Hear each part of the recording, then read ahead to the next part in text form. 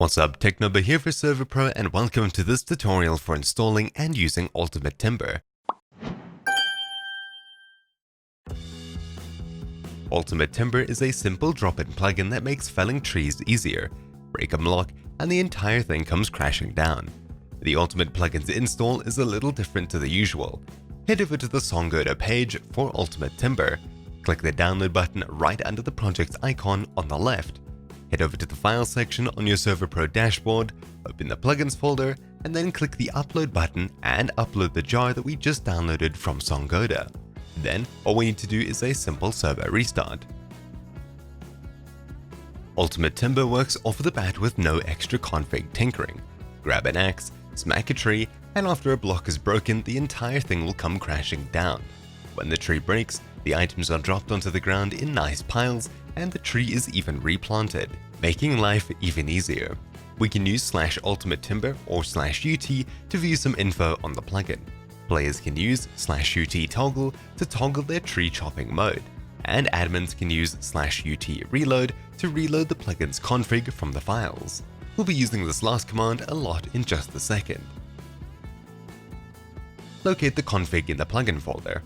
There is one config file and a locales folder. The locales folder contains a bunch of language files that really just customize the responses for the plugin's commands. You can edit these in a text editor if you choose.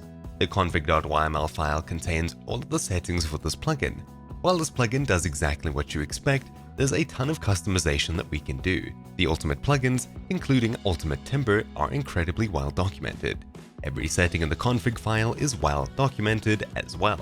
In here, we can change the locale to choose another language, disable the plugin in certain worlds, change how many blocks the plugin can break after one block is broken, toggle whether the tool is damaged for each block broken, and whether Silk Touch affects tree drops, as well as a ton more.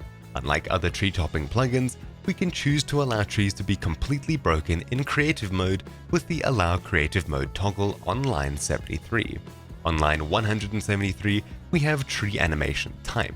This is the option most showcased on the plugin Server.pro page. We can change the tree animation to Disintegrate, Crumble, None, or the default Fancy. Around line 184, we have our tree config. Here we can fine-tune what happens for each tree. We can require certain tools for certain tree types, change whether it self-plants itself, and even more. At the bottom, we have a list of custom loot that we can adjust the chance for, which causes special items or commands to run when a tree is broken. We can set a chance for a golden leaf, which drops a golden apple. And at the very bottom, we have a list of tools that will break trees by default. But that's about it. I hope you found this tutorial helpful.